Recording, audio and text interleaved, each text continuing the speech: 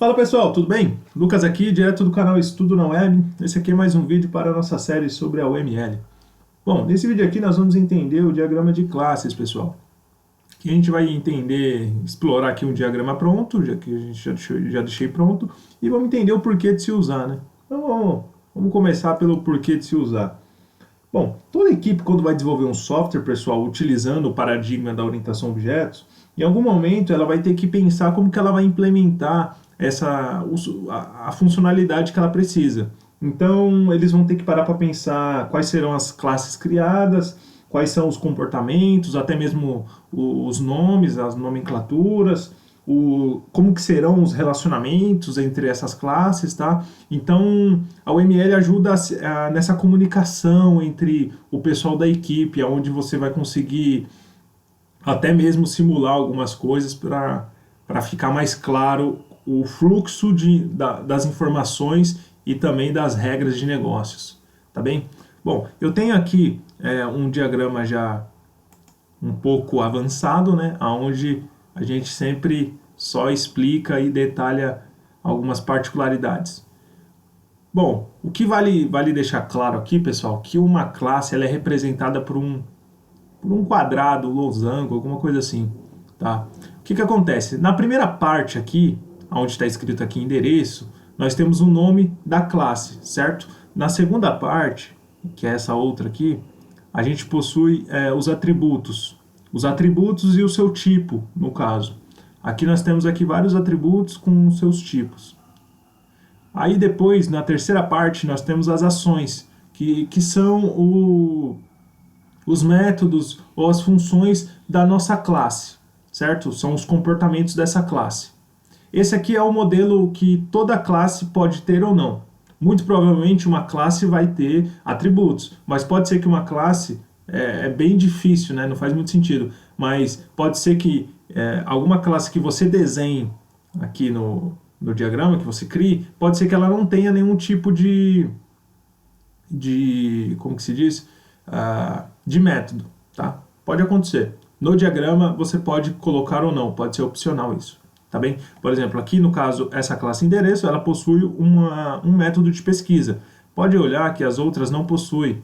Isso pode ser que uma classe realmente não possua, ou pode ser apenas uma convenção de desenvolvimento. No caso, a equipe acha que não precisa colocar na documentação do diagrama os métodos que a classe possui.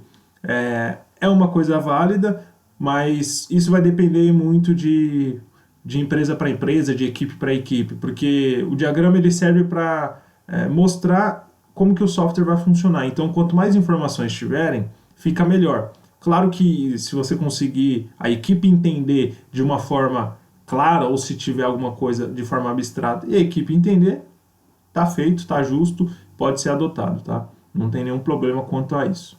Então vamos lá, sem mais delongas, vamos entender o que está acontecendo nesse diagrama.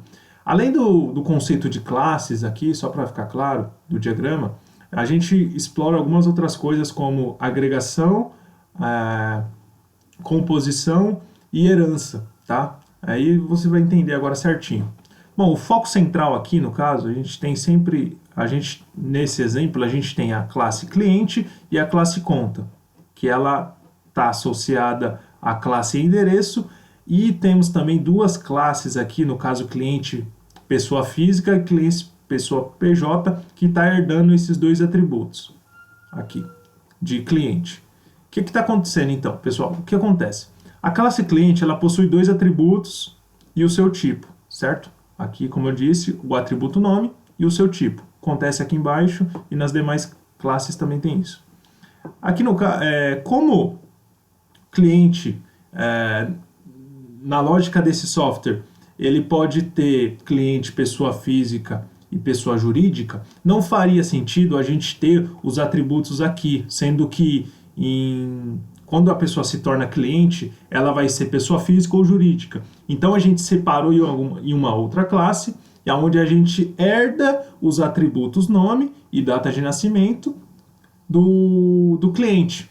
Claro que podem existir muitos outros atributos, e vai existir, tá? Mas aqui é só para ficar o exemplo.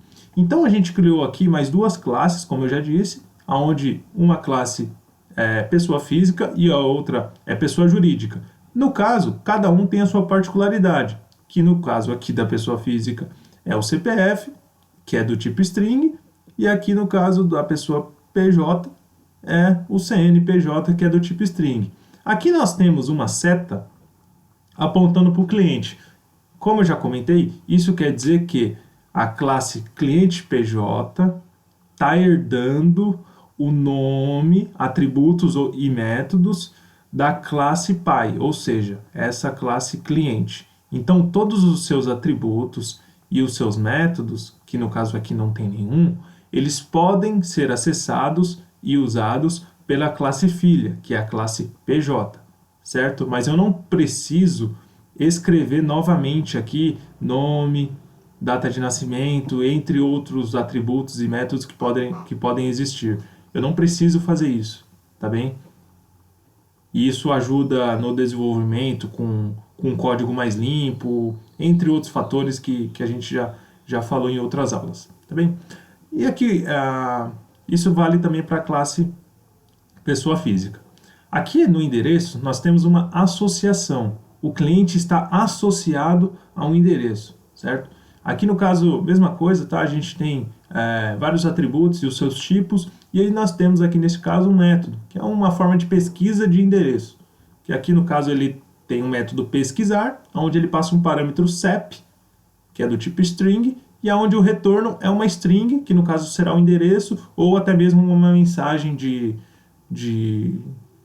endereço não encontrado, alguma coisa assim. Como eu falei, isso aqui é uma associação simples, lembra? Que é aquela linha contínua, então é uma associação simples. Bom, entendendo aqui essa parte de cliente, agora a gente vai explorar um pouquinho a parte aqui de conta. Bom, conta, pessoal, é uma agregação simples de cliente. Por quê? Porque no caso, quando a pessoa, se a pessoa fechar a conta, ela continua sendo um cliente. Pode ser que ela não tenha mais uma conta no banco, mas ela pode ter algum outro tipo de associação com o banco. Por exemplo, alguma coisa relacionada a seguro ou até mesmo algum investimento no banco que não está relacionado a uma conta. Ele pode ter algum vínculo. E mesmo que não exista esse vínculo, o banco entende que, nesse caso, ele pode entender que um cliente pode ser um ativo dele. Basta ele tendo lá um cadastro desse cliente, mesmo que ele não está com a sua conta ativa, mas ele ainda continua sendo um cliente. Não um cliente ativo, mas ele ainda é um cliente. Tá? Bom, no caso aqui ele tem uma conta. Esse cliente está, então, agregado a uma conta. Agregação simples. Essa conta possui dois tipos, dois atributos aqui, que é um número e uma data da conta. E essa conta possui três tipos, tá? No caso aqui, conta corrente, conta poupança e conta de investimentos. Nesse exemplo aqui, pessoal, todas as contas possuem o mesmo número e a mesma data de criação. A única particularidade de uma delas é o saldo. Claro que poderiam existir outras particularidades, poderiam existir cada uma com seu número de conta, mas a ideia aqui foi justamente seguir essa linha. O que muda nesse contexto, nesse caso aqui, é o saldo de cada uma das contas. E ambas vão, as três, né? Ambas não, as três, vão conter o número e a data que está herdando os atributos do elemento pai, no caso que é a classe pai, que é a conta. Vindo todo esse cenário, pessoal, a gente entende que o diagrama de classes ele vai muito além de você entender apenas o conceito de classe. Ele já começa a explorar vários outros conceitos, como o de agregação, o de agregação simples. Aqui a gente não colocou, mas poderia ter, em algum caso, a agregação composta, no caso aqui a gente só tem agregação simples, herança, entre outros conceitos da orientação a objetos que poderiam conter aqui nesse diagrama, e no dia a dia pode ser que apareça, tá? Uma outra coisa interessante que você pode colocar é você falar o que cada cada comportamento desse quer dizer. Por exemplo, isso aqui, no caso não deveria estar aqui, mas você pode colocar que essa classe ela está estendendo, é um extend, ela está estendendo. Então você pode clicar com o botão direito aqui em cima, tem a setinha, você clica com o botão direito, aí você coloca aqui um add, um set name, aí você coloca alguma coisa, um name, uma identificação. Vou colocar aqui um extend, que a gente chama de estereótipos, né, aqui na linguagem da UML. Aí você sabe que essa classe tá acontecendo um extend de cliente. E aqui, e assim por diante, você pode colocar algum outro tipo de estereótipo, que a gente sabe que os estereótipos podem ser criados por nós mesmos. Você pode colocar um nome qualquer que você deseja. E também, caso for necessário, você pode colocar um comentário. Aqui no nosso... no Asta Community, você tem aqui essa barra de tarefas, onde você tem aqui um note. Aí aqui você clica aqui e coloca o comentário que você quiser. Comentário, aí você coloca, ele vai ficar aqui, aí você pode deixar próximo ou vincular algum diagrama, alguma classe, alguma coisa para ficar associado a ele e você entender mais alguma coisa que seja importante para a sua equipe saber. Tá? Uma outra coisa que eu não comentei, que no outro diagrama eu comentei, vou deletar aqui, tá?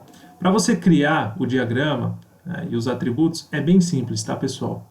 Deveria ter comentado isso mais cedo.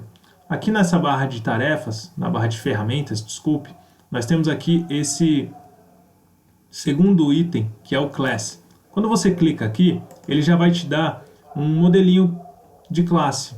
Aqui eu vou colocar, aí você coloca o seu nome, o nome da classe no caso aqui, que eu estou dando. Aí você pode aumentar um pouquinho aqui o tamanho, tá? Aí aqui você tem uma espécie de... Tem uma bolinha aqui amarela, laranja, onde você clica, aí ele já vai aparecer aqui para você. Adicionar colocar o nome do atributo, no caso aqui eu vou colocar atributo, e vou colocar o tipo desse atributo, que vai ser inteiro. E aqui eu coloco também o nível de acesso dele, certo? Aí depois aqui tem um sinalzinho verde, um sinalzinho de menos, que são os métodos, operação, do nosso método. Operação. No caso não vai ter nenhum parâmetro, ele vai ser público. E no caso aqui, eu vou deixar void mesmo, só para exemplo. E depois você pode dar um Enter, apertar OK ou clicar somente fora. Para você associar uma classe criada aqui com alguma outra classe, é bem simples. Quando você passa em cima, pode ver que ele abre aqui ao lado uma opção, que é a barrinha de ferramentas. Aqui, se a gente clicar nessa setinha de baixo, ele vai abrir várias opções nessa setinha. Aí aqui temos a agregação simples, no caso aqui a associação, né? Desculpe. Aí temos aqui a agregação simples, a agregação de composição, temos aqui as dependências e tem aqui também a setinha que está relacionada à herança. Tá? Existem algumas outras aqui que são algumas outras particularidades que o Asta Community não é somente para linguagem da UML. Tá? Então aqui no caso eu vou imaginar que aqui é uma herança, no caso eu vou clicar aqui, aí como eu quero falar que essa classe que eu criei nova vai herdar os atributos e os métodos de cliente, eu clico aqui para falar isso. Então, para onde a minha seta está apontando, quer dizer que eu estou pegando os atributos dessa classe. Isso vale para as outras regras. No caso, aqui a agregação, eu estou dizendo que a conta está agregada ao cliente e não o cliente agregada à conta. Certo? Então é isso, pessoal. Caso fique alguma dúvida, caso tenha alguma dificuldade para entender ou na hora de montar o seu diagrama, só deixar um comentário que a gente vai conversando e explorando mais alguns assuntos. Tudo bem? Espero que vocês tenham gostado do vídeo e até